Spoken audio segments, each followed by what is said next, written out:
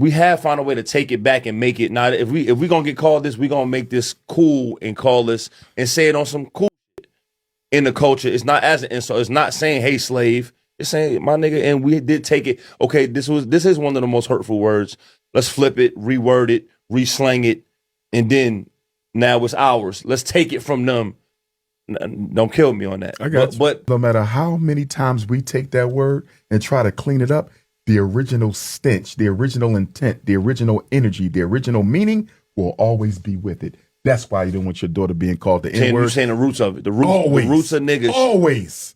Always. Okay. You can never separate anything from the root. That's true.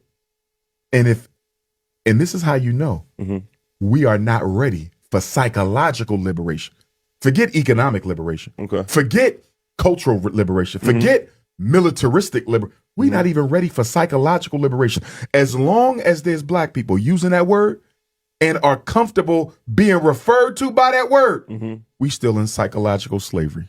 21st century slaves. So you can't stand that word? I can't stand it. You don't let nobody refer to you as that? No, sir. Here's my warning for black women, though, who date white men.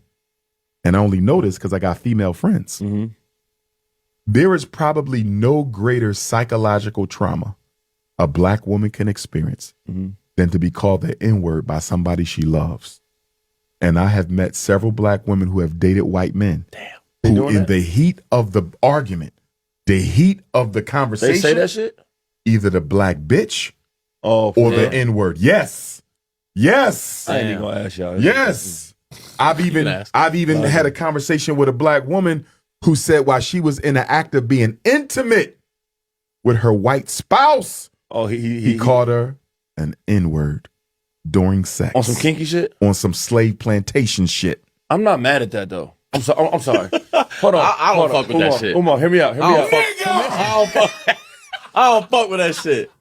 Nah, that's not my thing. Bro, what you mean you ain't mad? No, I mean, we all got our kinks in the bed. I'm just saying, I'm not taking it personal. When you're being intimate, you go unconscious. You do know that. That's what I'm trying to tell you. So when he called her that, that is the archetype in his long-term storage of the black woman. Hold on, sorry. If you was fucking a white woman and she called you the N-word during sex, you would... Maybe now, especially after sitting with this brother here. Now we can't have But I'm saying even before. But can I be honest? I'm not gonna lie. I wouldn't. I probably, as a kink, and in a younger age, don't judge me.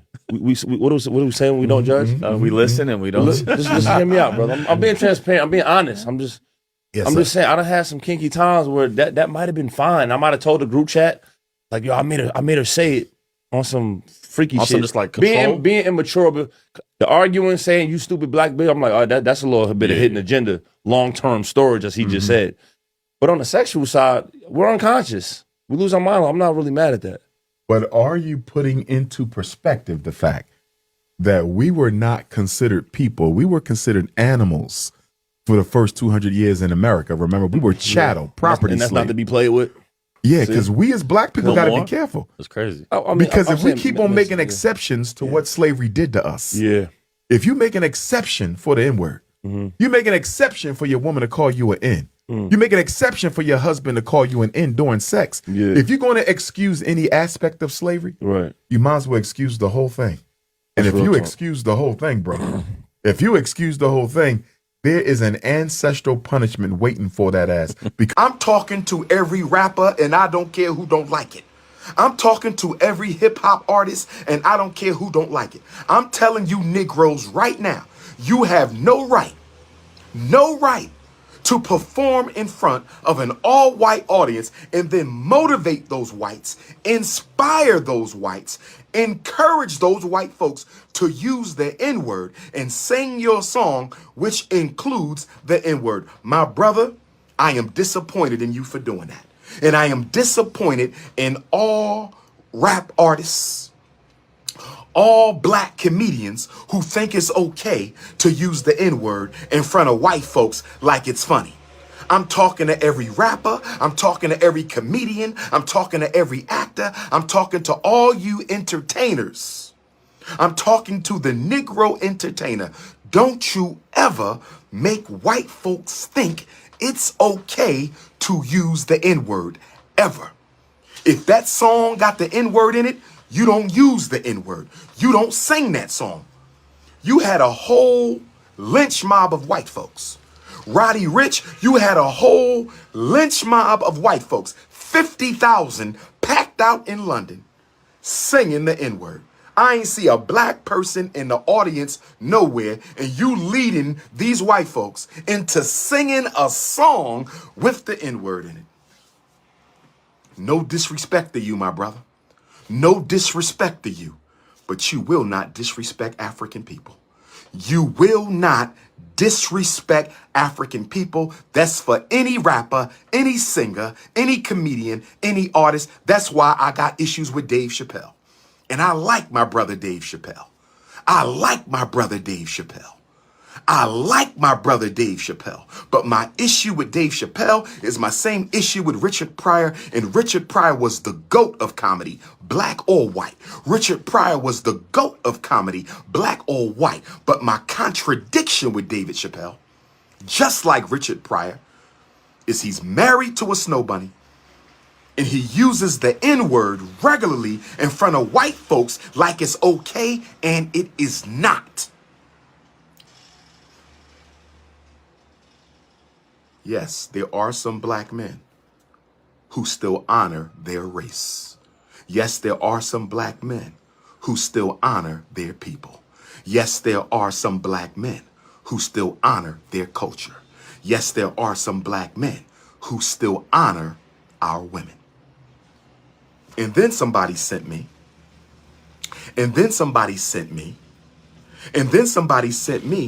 a Twitter post from a white woman.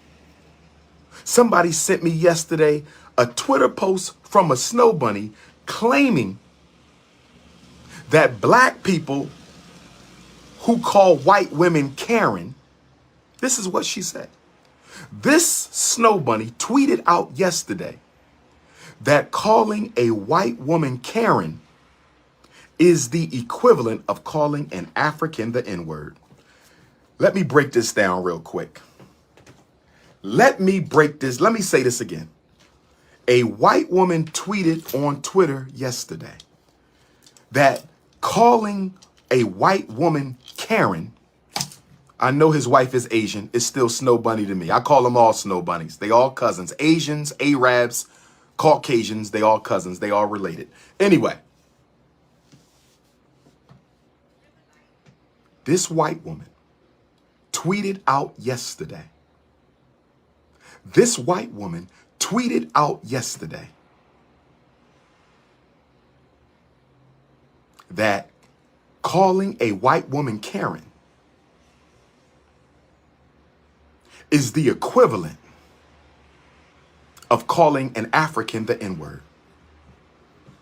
This is what I want to say to any white person, to any white woman, to any white man. If you think honky is the equivalent to the N-word, if you think Karen is the equivalent to the N-word, if you think Neanderthal is the equivalent to the N-word, if you think cave-dwelling organism is the equivalent to the N-word, let me break this down. White folks, tune in.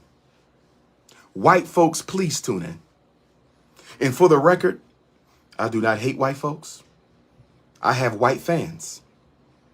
I have white fans. They come up to me, they talk to me, they take pictures with me. I got white folks who like my work. Okay? So I do not hate white people. I respect you as long as you respect me. I wish you no harm. I wish your children no harm. I wish your community no harm.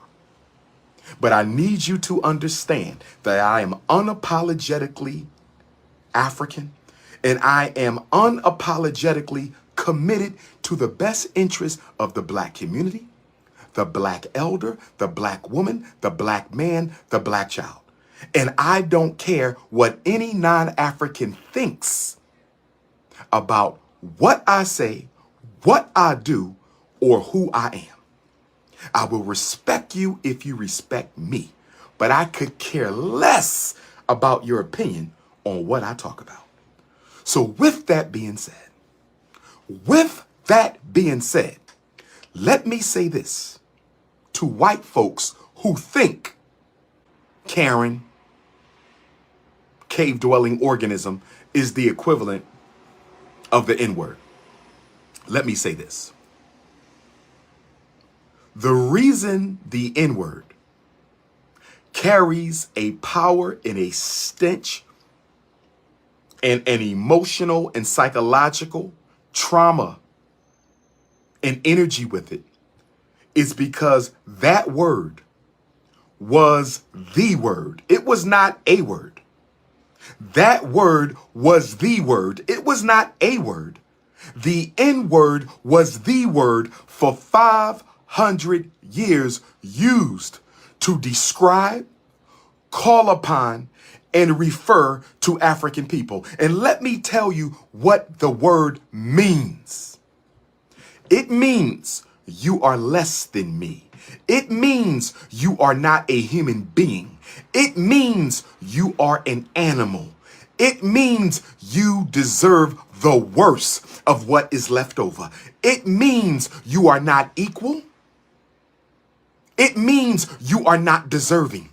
It means I have a right to mistreat you any way that I want. I have a right to rape you. I have a right to sell you. I have a right to own you. I have a right to abuse you. I have a right to take your children. I have a right to take your land. I have a right to destroy your family. The N-word is a word that simply means that the African man, woman, and child are not human beings and are not worthy of any form of respect or decent treatment. And moreover, Europeans, the N-word was a word codified in your laws. It was a word codified in your laws when you read the laws of the 13 colonies. When you read the contracts of the slave ships and the enslavers, the N-word was written in as an official term to refer to African property. When you call me a N-word, you are calling me a piece of property. When you call me the N-word, you are calling me something less than an animal. When you call me the N-word, you are decertifying my humanity.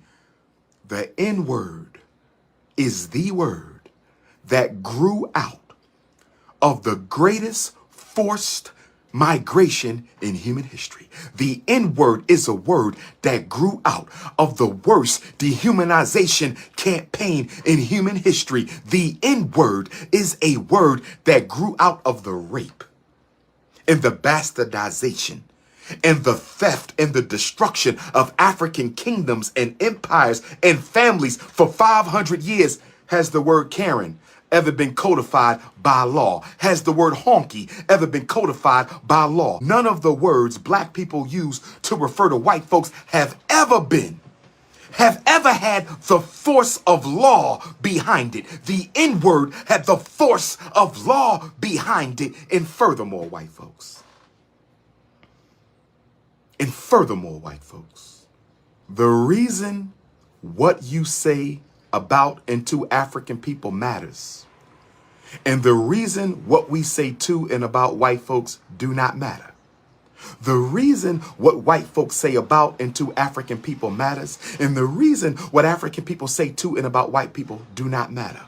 The reason what black people say to white folks don't matter, and the reason what white folks say to black people does matter is because white people benefit from white racism. And you have a white privilege, and you have a white advantage, which breeds your white arrogance. I want to say it again. I want you to understand, overstand, and understand.